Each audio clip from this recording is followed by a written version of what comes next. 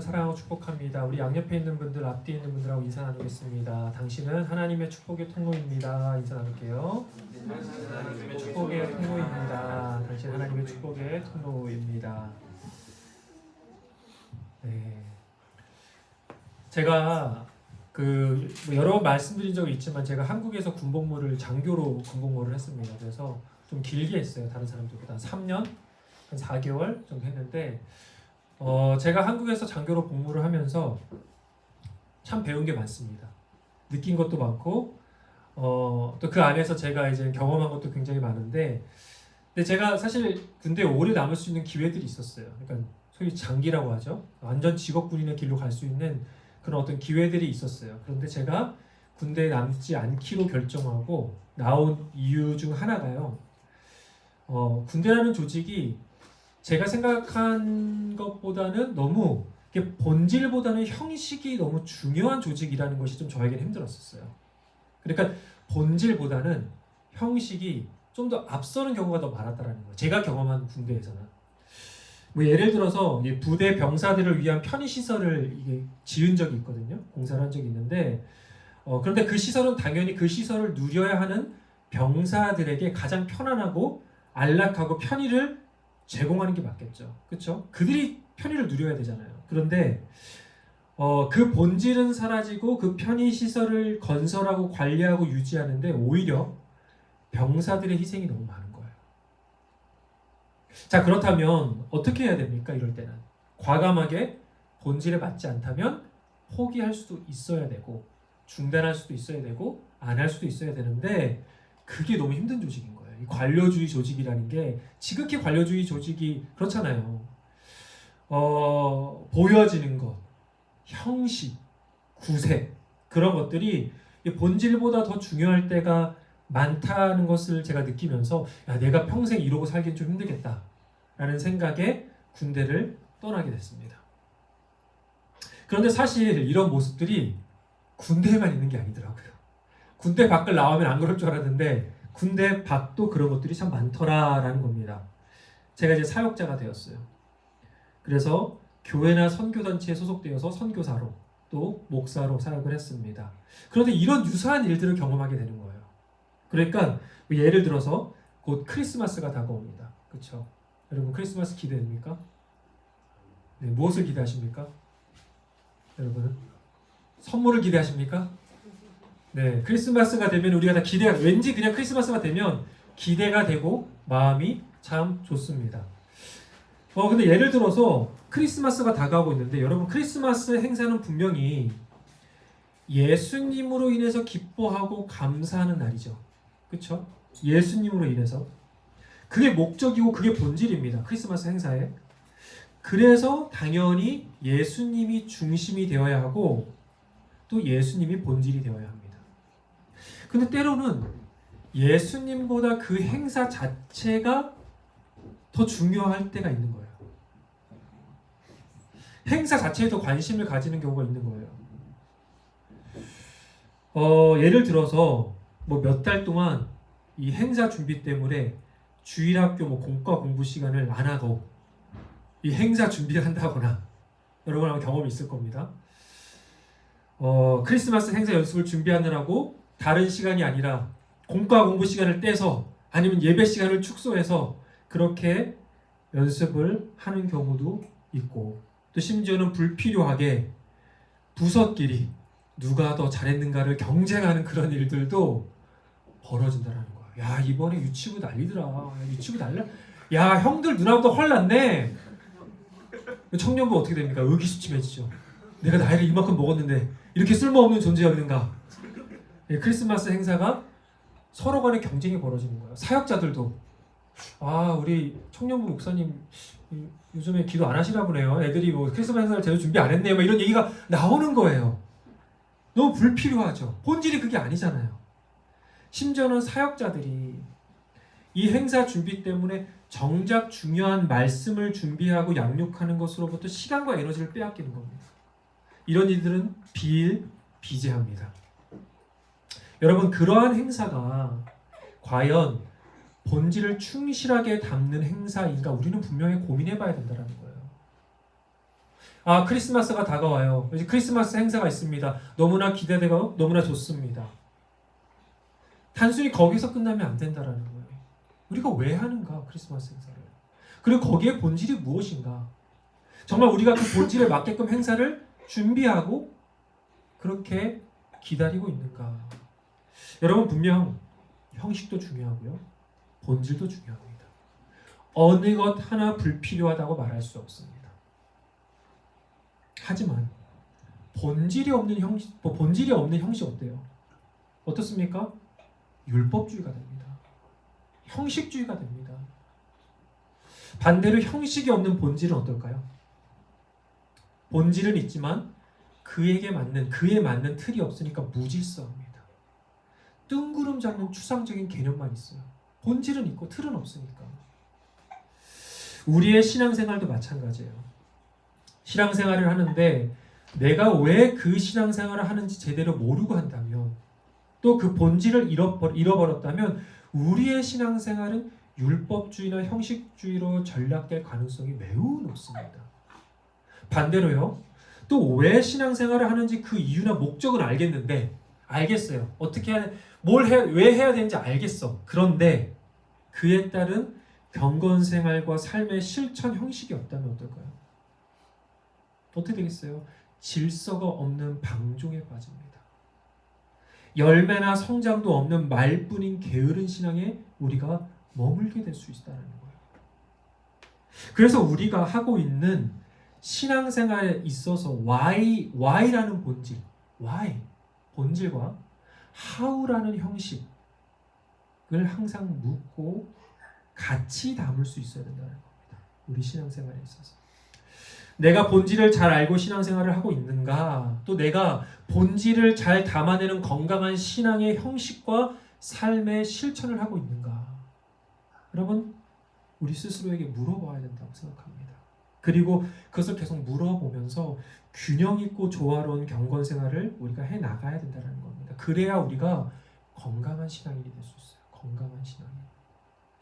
제가 예전에 유학생 선교를 할 때요, 굉장히 큰 유익 중 하나가 뭐였냐면요, 우리 불신자 학생들이 질문을 굉장히 많이 한다는 겁니다. 그 유학생 애들을 만나고 얘기를 하다 보면은 그 불신자가 한 번도 예수님에 대해서 몰랐던 친구들, 또는 교회를 가본 적이 없는 친구들이 계속 묻는 거예요. 여러 가지 질문들을. 어떤 질문일까요?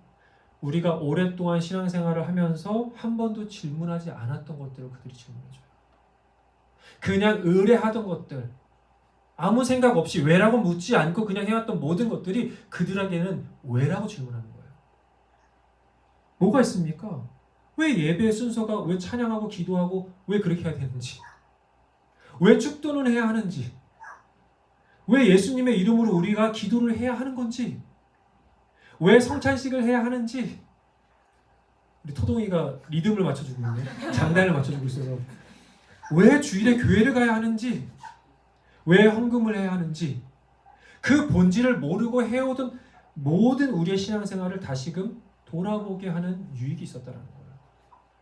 사랑하는 여러분, 여러분은 본질과 형식의 균형 있고 조화로운 신앙생활을 하고 계십니까?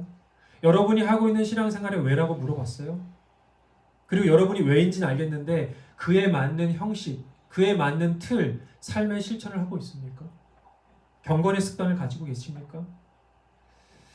여러분, 우리가 오늘 주신 말씀을 가지고 함께 살펴보면서 우리의 신앙생활 좀 돌아봤으면 좋겠어요. 남이 아니라 내가 하고 있는 신앙생활을 돌아보면서 정말 우리 모두가 하나님께서 기뻐하시는 성숙과 성장의 길을 함께 걸어갈 수 있기를 바랍니다. 오늘 주신 말씀의 본문을 보면요, 어떤 사람들이 예수님께 와서 질문을 던집니다. 그렇게 시작이 돼요. 함께 본문 18절의 말씀 다시 한번 읽어보겠습니다. 시작. 요한의 제자들과 바리새파 사람들은 금식하고 있었다. 사람들이 예수께 와서 물었다. 요한의 제자들과 바리새파 사람의 제자들은 금식하는데 왜 선생님의 제자들은 금식하지 않습니까? 사람들이 예수님께 와서 진지하게 물어봐요. 왜 당신들은 금식을 하지 않느냐는 거예요. 그런데 여기서 비교 대상이었던 요한의 제자들과 바리새파 사람들은 어떤 사람일까요? 그들은 매우 경건 생활에 관심이 많은 사람들이었습니다. 당시 바리새인들은요 율법에 능통한 자들이었고 그 율법을 가르치는 사람들이었어요. 또한 세례 요한의 제자들은 어땠습니까? 아예 광야에 나가서 따로 공동체를 이루고 광야에서 살던 사람들이었어요. 그래서 엄격한 규율과 율법을 지키면서 금욕적인 삶을 살았습니다. 금욕적인 삶. 누가 봐더라도 그 사람들은 매우 경건한 사람들이었어요. 그래서 사람들이 보기에는 예수님의 제자들이 영 그들과 비교했을 때 그런 걸 안 하는 거예요. 좀 너무 없어 보이는 거예요. 금식도 안 하고 소위 경건하지 않은 사람들, 심지어 부정한 사람들과 함께 어울리면서 우리 지난주에 함께 말씀 나눴잖아요. 세리와 죄인들과 어울리면서 대화하고 웃고 마시고 누가복음 말씀이 무슨 말이 나오는지 알아요? 예수님 가르쳐서 먹기를 즐겨하고 포도주를 즐기는 사람이라고 나와요. 그런데 이에 대해서 예수님께서는 하신 대답이 이렇습니다. 함께 본문 19절하고 20절 말씀 함께 읽어볼까요? 시작. 예수께서 그들에게 말씀하셨다. 혼인잔치에 온 손님들이 신랑과 함께 있는 동안에 금식을 할 수 있느냐? 신랑을 자기들 곁에 두고 있는 동안에는 금식을 할 수 없다. 그러나 신랑을 빼앗길 날이 올 터인데 그날에는 그들이 금식할 것이다. 자, 예수님의 말씀은 금식이 필요 없어라고 말씀하신 게 아니에요. 여러분도 아시다시피. 여러분 기억하십니까? 예수님께서 40일 동안 광야에서 마귀에게 시험 받으실 때 뭐 하고 계셨어요? 금식하고 계셨어요. 마태복음 6장에서도 금식에 대해서 말씀하세요. 금식할 때 위선적인 금식을 하지 말라고 하셨어요. 하지만 금식 자체가 나쁘다고 하시지 않으셨어요. 예수님께서도 금식을 좋은 경건의 태도야라고 좋은 경건의 형식이야라고 생각을 하신 거예요. 그래서 여기에서 금식이 필요 있느냐 없느냐가 핵심이 아닙니다. 그럼 뭐냐? 본문의 말씀을 보면요. 예수님께서 본인이 함께하고 있을 때는 혼인잔치에 초대된 손님들처럼 뭐 하라고요? 기뻐하래요. 그런데 자신이 십자가에 달릴 그때에는 애통하며 금식할 것이다 라는 의미를 비유적으로 표현하셨어요. 여러분 이 말씀의 핵심은 금식이 아니에요. 누굽니까? 예수님이에요. 예수님은 금식에 대해서 얘기하고 경건생활에서 얘기하는 사람들에게 아니 나야 나. 예수님이 중심이라는 거예요. 금식을 하는 그 자체가 중요한 게 아니라 왜 금식을 하는 것이며 그 금식의 본질이 무엇이냐가 중요한데 그 본질과 그 핵심이 바로 예수님이라는 것입니다. 여러분 금식은 남에게 보여지는 것이 아니에요. 금식은 나에게 의를 쌓는 행위가 아닙니다. 다시 말해 우리의 경건생활, 우리의 신앙생활의 본질도 결국 예수님이어야 합니다. 금식은요, 그 본질을 담는 도구고 형식일 뿐이에요. 그것 자체가 본질이 될 수 없어요. 사람들은 요한의 제자들이나 바리새인들의 금식을 보면서 본질보다 그 행위 자체, 그 금식 행위 자체의 본질을 삼았다는 거예요. 그럼 어떻게 돼요? 율법주의가 됩니다. 아주 쉽게 우리가 율법주의가 될 수 있어요. 본질이 빠지고 형식만 남으면 됩니다. 마태복음 6장에 이미 예수님은 본질을 잃은 금식에 대해서 비판하셨습니다. 마태복음 6장 16절에서 18절까지 말씀을 우리 함께 읽어볼까요? 시작. 너희는 금식할 때에 위선자들과 같이 슬픈 기색을 띠지 말아라. 그들은 금식하는 것을 남에게 보이려고 얼굴을 흉하게 한다. 내가 진정으로 너희에게 말한다. 그들은 자기네 상을 이미 받았다. 너는 금식할 때에 머리에 기름을 바르고 낯을 씻어라. 그리하여 금식하는 것을 사람들에게 드러내지 말고 보이지 않게 숨어서 계시는 내 아버지께서 보시게 하여라. 그리하면 남 모르게 숨어서 보시는 내 아버지께서 너에게 갚아주실 것이다. 본질이 사라진 금식을 하니까 자꾸 사람들에게 보이려고 하는 거예요. 알아주길 바라요. 여러분 큐티, 기도, 예배 여러분의 신앙생활 누구에게 보여주고 싶으셔서 하십니까? 아니잖아요. 누구 때문에 하는 겁니까? 아니죠. 우리의 신앙생활을 하는 이유는요. 그냥 예수님 때문인 거예요. 예수님 때문이어야 합니다. 예수님 더 가까워지려고, 예수님 더 닮아가려고, 예수님을 영화롭게 하려고 우리가 신앙생활을 하는 거예요. 우리가 이 자리에 있는 겁니다. 요엘서 2장 12절에서 13절이 증거하는데요. 금식은요, 회개와 죄사함을 구하는 기도라고 나와 있어요. 즉 하나님과의 관계 회복을 위해서 자신의 것을 절제하고 포기하는 헌신의 행위가 바로 금식이었다는 겁니다. 그래서 단순히 음식 안 먹는 것이 아니라 나의 죄를 끊고 나의 옛사람의 모습을 끊어내서 하나님께 더욱 가까이 나아가기 위해 행했던 경건의 훈련이었다는 거예요. 이 본질이 빠지면 안 된다는 거예요. 그뿐만 아니라 이사야서 58장에는 하나님께서 기뻐하시는 금식이 이거야라고 명확하게 나와요. 함께 이사야서 58장 6절에서 7절 말씀 함께 읽겠습니다. 시작. 내가 기뻐하는 금식은 부당한 결박을 풀어주는 것, 멍에의 줄을 끌어주는 것, 압제를 받는 사람을 놓아주는 것, 모든 멍에를 꺾어버리는 것, 바로 이런 것들이 아니냐. 또한 굶주린 사람에게 너의 먹거리를 나누어 주는 것, 떠도는 불쌍한 사람을 집에 맞아들이는 것이 아니겠느냐. 헐벗은 사람을 보았을 때에 그에게 옷을 입혀주는 것, 너의 골욕을 피하여 숨지 않는 것이 아니겠느냐. 여러분, 하나님께서 보시기에 좋은 경건생활은요, 밥을 안 먹는 데 있는 것이 아니라 밥은 하나님의 뜻을 행하는 데 있다는 거예요. 밥이 중요한 게 아니고 하나님이라는 거예요. 밥 안 먹고 내가 원하는 거 달라고 기도하는 그런 것에 여러분, 하나님 기뻐하시겠습니까? 그럼 하나님께서 진정 기뻐하시는 금식은요, 진짜 기뻐하시는 경건생활은요, 하나님 말씀대로 하나님 뜻대로 사는 거예요.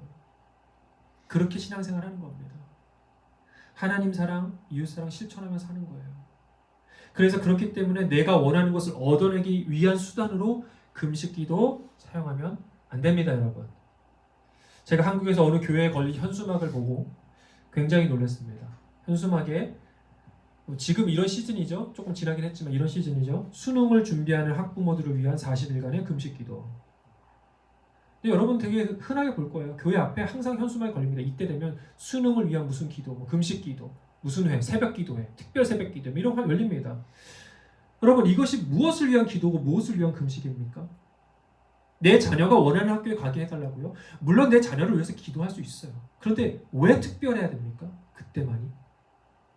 내 자녀가 공부한 것보다 더 좋은 수능 점수를 더 잘 나오게 해달라고 우리 기도해야 됩니까? 무언가 내가 원하는 것을 얻어내기 위해서 밥을 굶고 하는 그러한 금식 기도가 과연 하나님께서 기뻐하실까? 여러분 생각해 보세요. 우리의 자녀가 아이폰 사달라고 밥 안 먹고 생떼 부리면 기쁘십니까? 잘한다고 아이폰 사주십니까?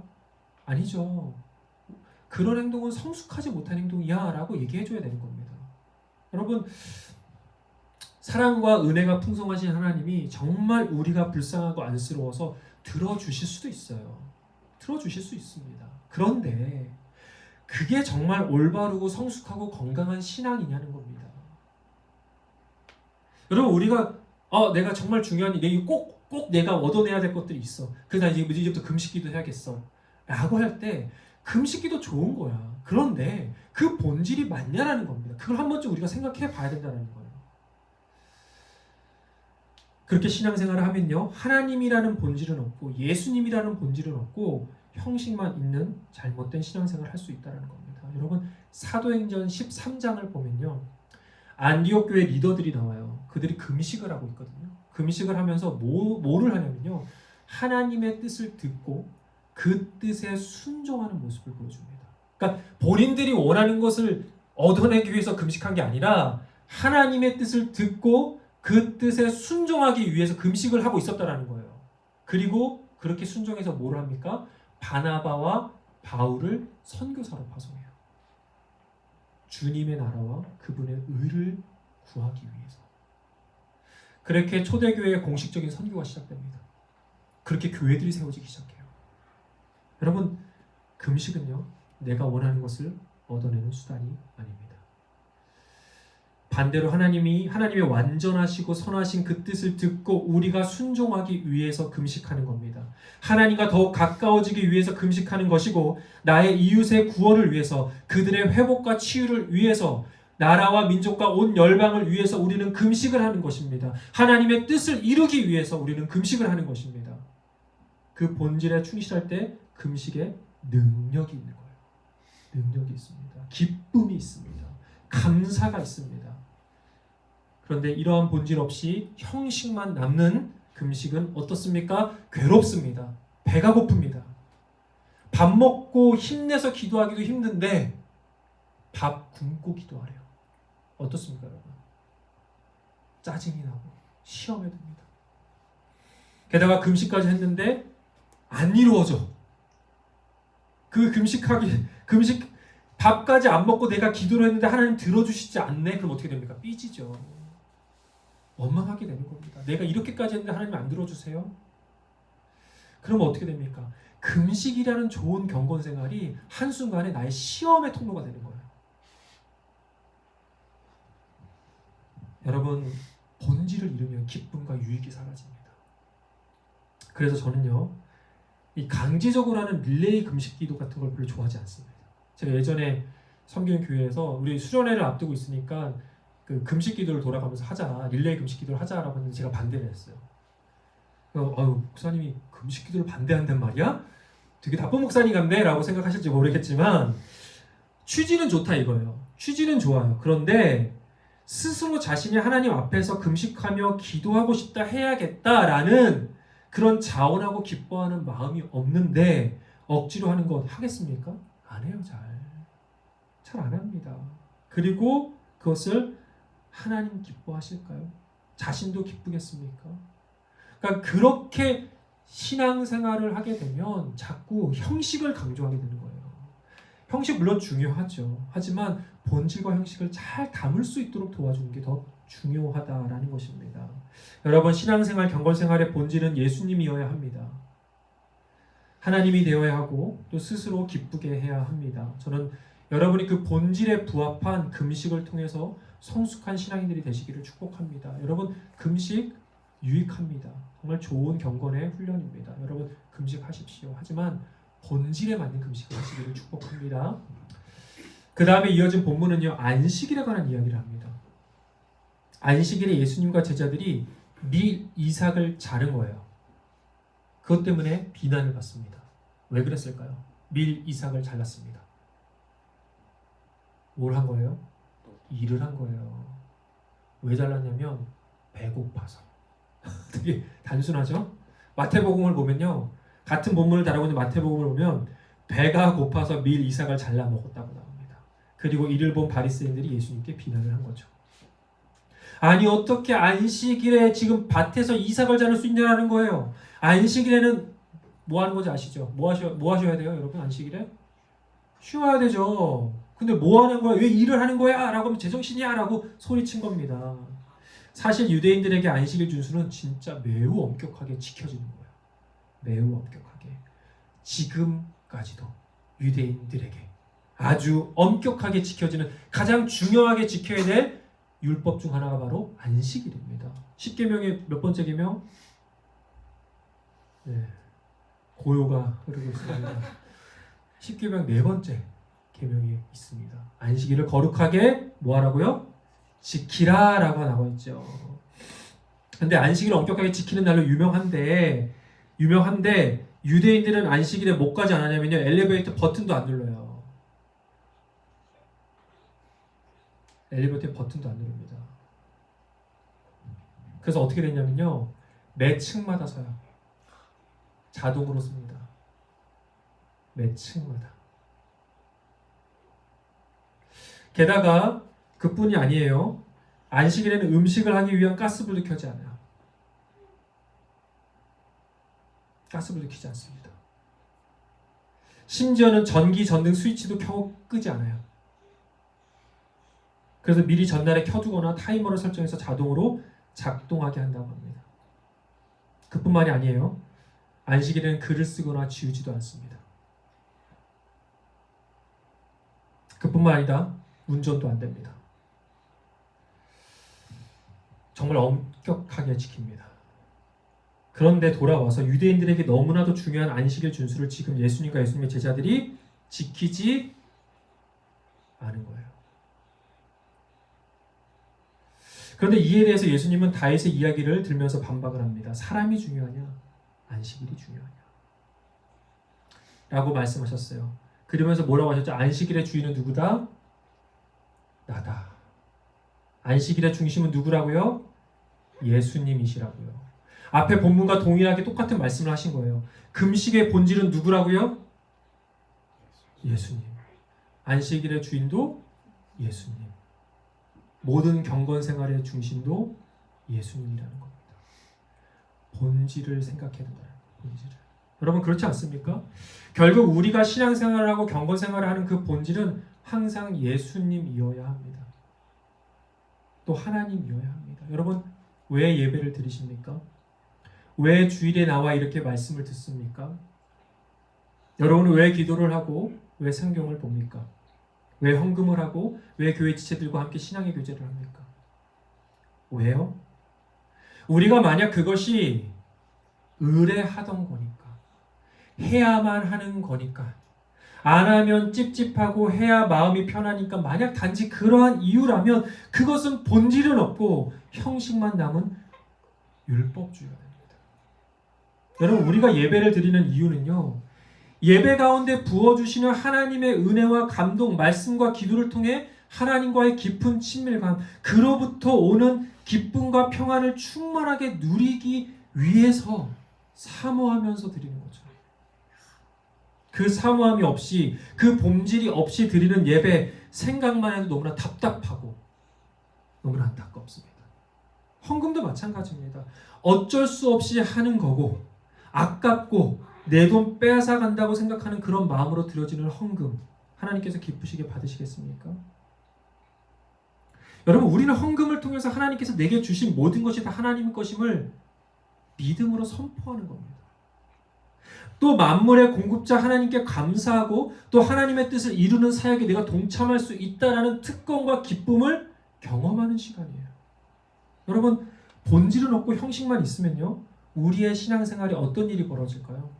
점점 하나님의 뜻과 멀어지게 됩니다. 꽤 시간이 흘렀습니다. 2020년에 코로나 바이러스가 퍼지면서 우리는 예배당에 모여서 예배를 못 드렸어요. 오랫동안 온라인 예배를 드렸습니다. 그리고 지금은 너무나도 감사하게 우리가 함께 이렇게 모여서 같은 자리에서 한 공간에서 기쁘게 예배를 드리고 있습니다. 그런데 팬데믹이 끝났지만 지금까지도 여전히 성도님들이 평균 15%에서 20% 정도가 안 돌아오고 있다고 하더라고요. 교회에. 다 그냥 온라인으로 예배를 드리는데요. 15%, 20%. 이게 적게 얘기해서요. 적게 얘기해서. 어떤 교회는 30%에서 40% 되는 교회도 있습니다. 분명 온라인 예배가 간혹 어쩔 수 없이 사정이 있는 분들에게 온라인 예배는 지역과 시간에 구애받지 않는 아주 좋은 장점이 있어요. 그런데 그렇지 않은 경우도 많다는 거예요. 예배는 드려야 하는데 귀찮고 대충 드리고 그냥 쉬고 싶고 놀고 싶고 이런 분들에게 온라인 예배는 좋은 합리화가 될 수 있다는 거예요. 심지어 녹화된 영상을 보면서 일을 한다거나, 일을 하면 일을 하는 것도 좋지 않지만 심지어는 게임을 한다거나, 한쪽에는 설교, 한쪽에는 게임. 이거는 제가 그냥 듣는 예가 아니고 진짜 나와 있는 예예요. 통계에서 영화를 보는 경우도 많다고 합니다. 아예 예배 영상을 1.5배속에서 2배속으로 본다고 해요. 여러분 이렇게 하면 감동도 기쁨도 2배가 되고 1.5배가 될까요? 아니죠. 그렇게 하면 뭐 계속 올리겠죠. 설교, 내가 듣고 싶은 설교 주제만 골라서 듣는 겁니다. 여러분 그러면은 하나님께서 나에게 말씀하시고자 원하는 것을 듣게 될까요? 아니면 내가 듣고 싶은 걸 듣게 될까요? 내가 계속 듣고 싶은 걸 듣게 되는 거예요. 그것이 나를 위한 예배이지 하나님을 위한 예배일까요? 여러분 형식만 있고 본질은 사라진 이러한 예배, 과연 하나님께서 기뻐 받으신다고 생각하십니까? 우리의 열정과 마음과 헌신이 없는 예배, 우리의 어떤 대가지불도 존재하지 않는 예배, 나를 채우기 위해 나만 받기를 원하는 그런 예배, 그런 예배는 어떻게 되냐면 결국 시간 때우기가 됩니다. 여러분 예배는 하나님께서 하나님 되심을 내 전심을 다해서 선포하고 그것을 경험하는 거룩한 시간이에요. 예배는 내가 그리스도의 십자가 앞에서 이미 죽은 존재라는 것을 경험하는 시간입니다. 예배는 그리스도로 말미암아 부활의 능력과 은혜를 경험한 하나님의 자녀임을 감사하고 기뻐하는 감격과 감동의 시간입니다. 예배는요, 여러분, 그리스도의 몸된 지체들과 함께 하나님께 나아가 그분과 깊은 교제를 나누고 세상에 줄 수 없는 성령의 임재로 온전히 하나가 되는 놀라운 영적인 시간이에요. 예배는 하나님께 우리의 삶과 우리의 전부를 주님께 드리면서 거룩한 산 제물로 살아가기로 결단하고 변화되는 은혜로운 선포의 시간입니다. 여러분, 이러한 본질은 없고 형식만 있다면 우리의 신앙생활은 얼마나 시간 낭비겠습니까? 우리의 예배 시간은 얼마나 시간 낭비겠습니까? 하나님은 우리에게 그렇게 예배하라고 은혜를 주시지 않았습니다. 여러분, 우리의 예배를 돌아봅시다. 우리의 예배가 참으로 신령과 진정으로 사모함으로 전심으로 감격과 기쁨으로 드려지는 예배인가? 여러분, 우리가 스스로 돌아봐야 그래야 우리가 변화가 있습니다. 그래야 우리가 신앙의 성장이 있고 성숙이 있는 것입니다. 그 은혜가 여러분에게 함께하기를 주님의 이름으로 축복합니다. 본질이 없는 형식, 분명 문제가 있어요. 그걸 제가 계속 설명드렸잖아요. 그런데 본질은 있고 형식이 없는 것도 문제입니다. 분명히 본문에 예수님께서 금식, 안식일 다 안 지켜도 돼, 별로 중요하지 않아 라고 말씀하시지 않았습니다. 예수님께서도 안식일이면 회당에서 가르치셨습니다. 금식도 하셨고요. 예수님께서 지적한 금식과 안식일 준수는 본질을 잃어버린 형식이지 형식 자체가 나쁘다고 하신 게 절대 아닙니다. 여러분, 율법도 마찬가지예요. 율법이 막 죄입니까? 악입니까? 율법은 벌어져야 되는 겁니까? 아닙니다. 마태복음 5장 17절의 말씀을 우리가 함께 읽겠습니다. 시작. 내가 율법이나 예언자들의 말을 폐하러 온 줄 생각하지 말아라. 폐하러 온 것이 아니라 완성하러 왔다. 예수님께서는 율법을 폐하려고 오신 게 아니에요. 율법을 사라지게 하려고 없애버리기 위해서 오신 게 아닙니다. 오히려 예수님은 그 율법의 본질을 회복시키셔서 완성시키게 오신 분이십니다. 그래서 여러분, 우리에게 형식은 귀하고 중요합니다. 형식은 본질을 실체화하는 통로이자 그릇이에요. 형식이 있어야 본질이 빛이 납니다. 여러분, 우리는 일주일에 한 번 주일에 이렇게 함께 모여서 예배합니다. 물론 주중에 예배를 드릴 때는 2번 모이기도 하죠. 물론 주중에 예배를 드릴 때 그렇게 뭐 2번, 3번 모이기도 하지만 주일 공예배라고 해서 우리가 일주일에 한 번 주일에 모이는 이 주일 예배는 그리스도인으로서 지켜야 되는 최소한의 중요한 형식입니다. 제가 말씀드렸습니다. 최소한의 중요한 형식이에요.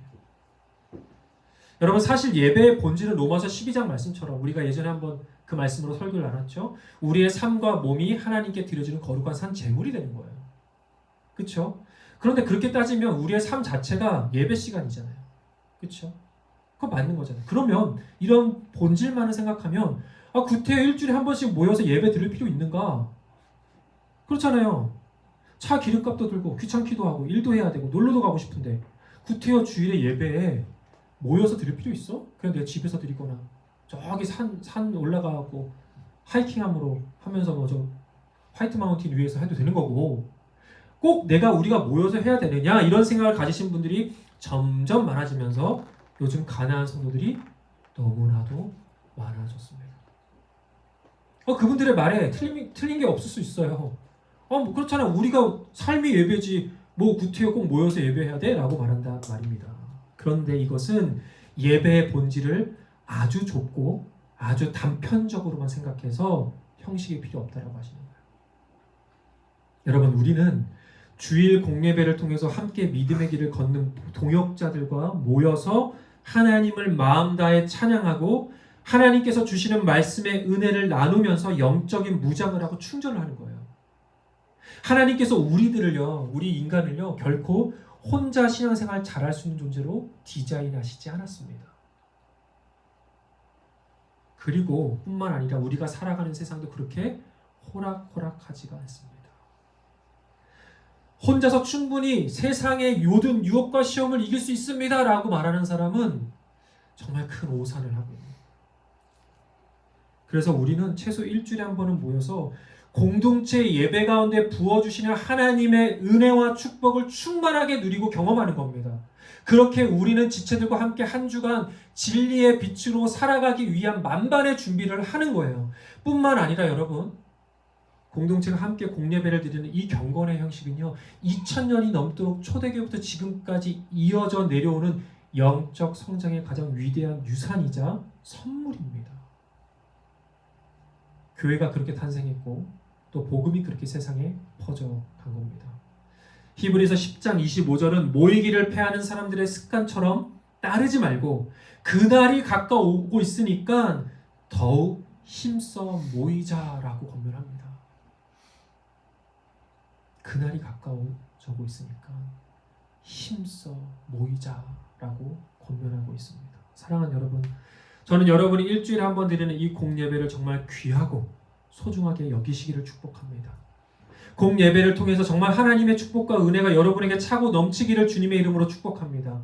사랑하는 공동체 지체들과 함께 주일 예배 드리면서 우리 모두가 하나님의 전신갑주를 취하고 믿음의 성장을 이루고 믿음의 지체들과 함께 큰 위로와 힘을 받으면서 이 땅 가운데 우리가 주님의 강한 용사로 살아갈 수 있기를 주님의 이름으로 축원합니다. 말씀을 정리하겠습니다. 형식과 본질은 아름답게 조화될 때 가장 유익하고 우리의 삶에 풍성한 열매를 맺게 합니다. 그러기 위해서는 우리의 신앙생활이 어떠한지 스스로 질문하고 항상 자신을 성찰하고 우리의 신앙생활을 새롭게 해야 합니다. 오늘 본문 22절에 예수님께서 새 포도주는 새 가죽 부대에 담아야 한다라고 말씀하셨어요. 본질은 없고 형식만 있는 율법주의 신앙생활, 형식 없이 그저 방종하고 게으른 신앙생활, 우리가 반드시 버려야 할 낡은 가죽 부대입니다. 이제는 우리 마르페 교회 성도들 모두가 예수님 중심의 신앙생활, 예수님을 날마다 닮아가는 신앙생활, 예수님께서 기뻐하시고 영광 받으시는 형식과 본질의 조화로운 신앙생활을 통해서 내일의 삶 가운데 풍성한 하나님의 은혜와 기쁨이 여러분의 삶 가운데 함께하기를 주님의 이름으로 축원합니다. 함께 기도하겠습니다. 우리 함께 기도할 때요,